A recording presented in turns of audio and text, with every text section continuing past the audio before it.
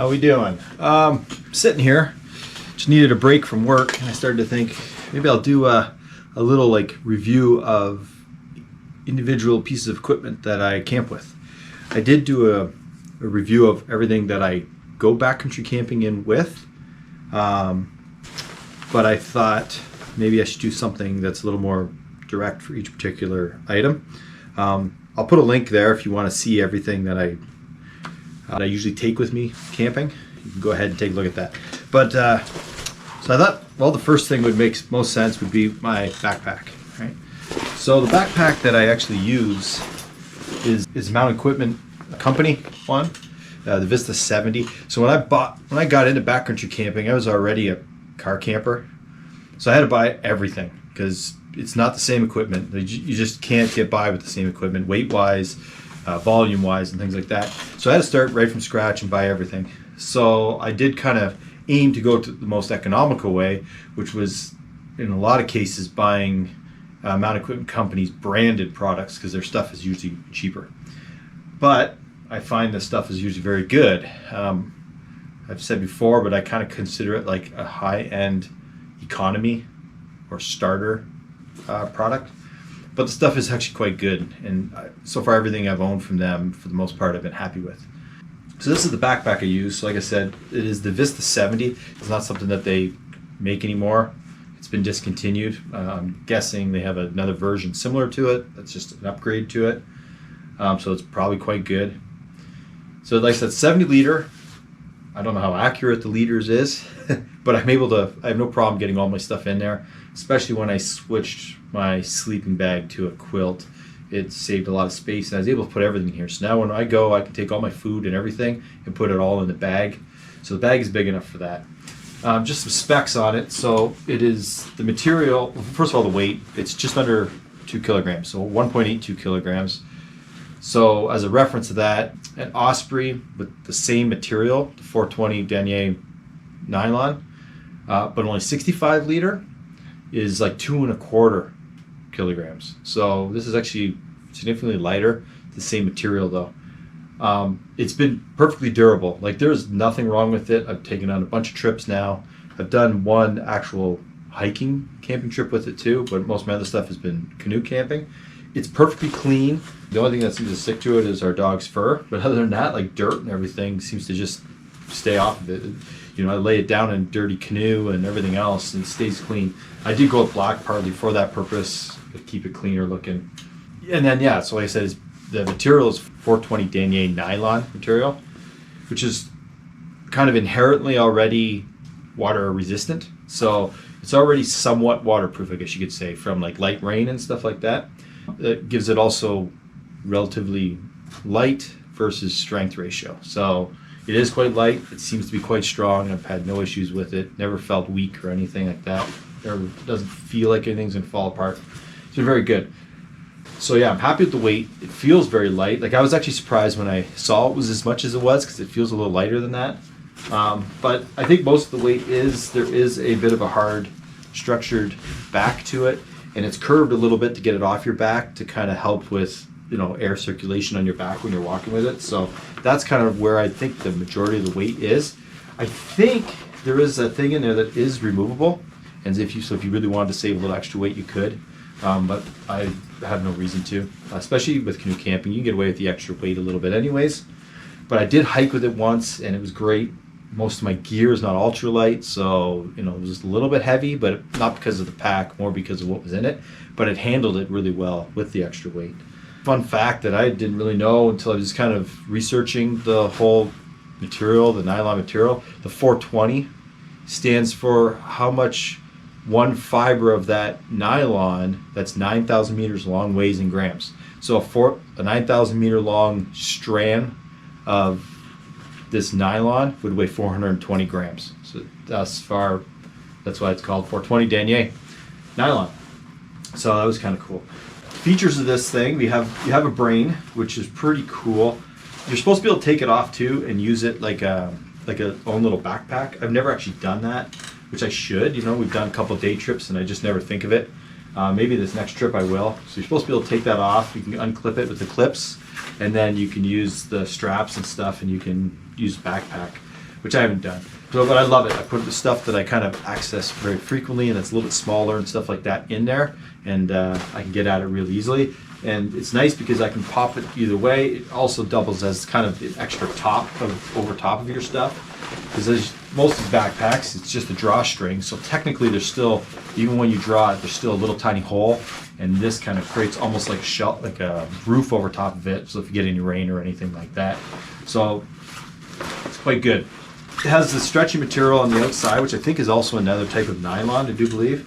But it stretches really good, and it's on the sides, it's on the very, very back, and also on the other side. And you could stuff all kinds of things in here. Like I put my chair in there. I've stuffed dirty clothes in there. I've put my whole tent inside these things. Like there's a lot of room for stuff in here. But usually I put stuff in there that doesn't matter if it's going to get a little wet, or if it's a nice day and it is a little wet, I can put it in there, and it is kind of like a screen, and so stuff in there will dry a little bit in the sun. So it works really well. Inside we do have a hydration spot, so you can put your hydration pack in there if you want. Once again, it's not something I've done either, but you can do that, and then it has a spot where you can run the hose out to get it out to you. It's quite cool. It has a few little loops, so you can add some like carabiners and stuff, so I do have a couple of those. Got some zipper pouches, extra pouches. I can also open this thing from the top or from the bottom, which is a big plus too. So if you need to get certain stuff that's at the bottom first, because maybe the weather's bad or something, you want to grab that first, not pull everything out, you can do that. So you do have access from top and bottom. Like I said, this one is discontinued, but I imagine there's a newer version of this one that's probably even significantly better yet again. They do seem to do a lot of R&D at Mount Equipment Company and improve their products frequently. I found the straps pretty comfortable, no problems there.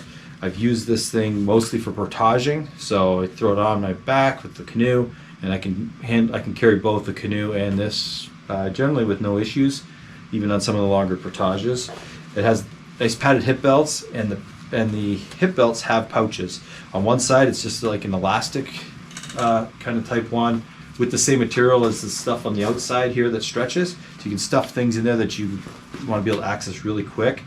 I don't put much in here because I am always kind of worried something's going to fall out because it's not zipper. On the other side, it has more of a pouch with a zipper, so I'm going to zip up, put stuff in there. Usually I just put snacks in there for the most part, things I can access kind of quick. But because I'm mostly portaging, I'm not really setting it up for like the day. I just need to get to wherever my campsite is, and then I'm unpacking a lot of this stuff anyways. But when I did do one hike with my wife and my son in Vermont on the Appalachian Trail, then I was a little more selective of where I put stuff, and in here I put snacks. There's a couple extra loops and stuff here. I do wish they had a couple of little bit sturdier loops though, but they haven't had any problems with them. They just just my own kind of concern, but they don't feel weak either at the same time. So like this is the carabiner that my in-reach device clips to, things like that. You have clips at the top and at the bottom. Everything's adjustable, so the length of the strap is adjustable. Things like that. The length of, obviously, the hip belt and stuff like that's adjustable. So you can really get it adjusted well so that it sits at the right height for what's comfortable for you, depending on the weight of your stuff and everything else too. That's the vast majority of this. Oh, it does have it's called the Recco system, which is, it's something in the fiber. And if you were to get lost, rescuers can use some kind of device that can kind of see this somehow. I don't really understand how it works, but it's supposed to help them find you if something was to happen. Luckily, not something I've ever had to make use of. So I since did a little bit of extra research on this whole Recco technology, and basically it's something that's built inside the fabric. You can also buy a little clip-on unit to put on like a helmet or something like that, and what it basically does is it makes you searchable with either a handheld device, or you can even have a device that a helicopter can have. And so the helicopter can hover quite a ways above, and it can see through a very long distance just in open air. And you can also see pretty deep under packed snow as well. So it is something that can be quite useful as long as the researchers have the device that they need to find you. Price-wise, this is very, very good price point. Like, it's much cheaper, say, than the Ospreys and the other named packs. And honestly, when I tried them both on, I think this one's just as good. I mean, it's half a kilogram lighter than the Osprey, and this could have a newer version that might be even lighter yet again. I don't know. So I'm very happy with it. It's hard to beat the price point of this versus, like I said, an Osprey or something like that. So, you know, this kind of works best for me, but there's lots of other straps and loops to put things on. So if you need to strap on maybe a sleeping pad or anything like that, you can. But I've got now worked out where I can go for a week in the backcountry and I can fit everything in here. So it is doable. There's other straps on the sides for like trekking poles, maybe an axe or things like that too. So anything you kind of need to hold in here, they actually specifically say for ice picks. So, you know, even in the winter, I guess if you were using it in the winter. So very, very useful backpack. I'm happy with this backpack. You know, when you look at the price that I paid for it and the longevity I've had with it already, and honestly, there's no reason for this thing to still not be perfectly good in 10 years. It's in perfect shape still today. So very, very happy with it. I can't think of anything else to tell you about it.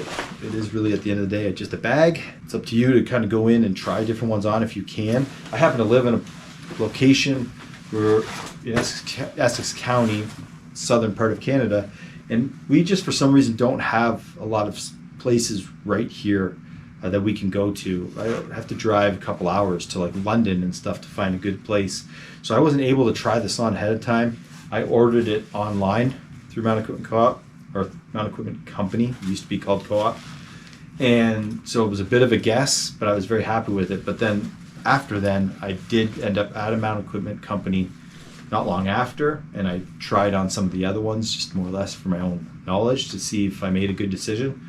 And I think I did. So if you're looking for something that's reasonable, not ultralight, obviously. I mean, ultralight, they're much, much lighter and much simpler than this. But they're not made to hold, but these things are made.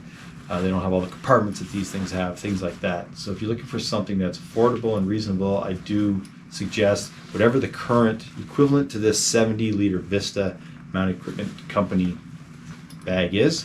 I recommend it as a great option. My wife has the same one, but a 65-liter, and she's happy with hers too. So that's about it. I do have plans on doing this for a bunch of other items. So one, if you have a bag that you like, that you recommend, maybe something I said that you think there's something better on another bag or something like that, feel free to leave it in the comments. If you would like me to review one of my other pieces of equipment ahead of what I have planned, just put something in the comments and I can always do that one first. I have no problem with that. If you go look at my video, I show everything that I have. You look at that, if you see something in there, hey, I really want to see what his stove is like or what his chair is like or things like that before you buy one, put something down in the comments and I'll review that one next. Other than that, this is a pretty good bag. I'm happy with it, about everything I have to say. Thank you very much.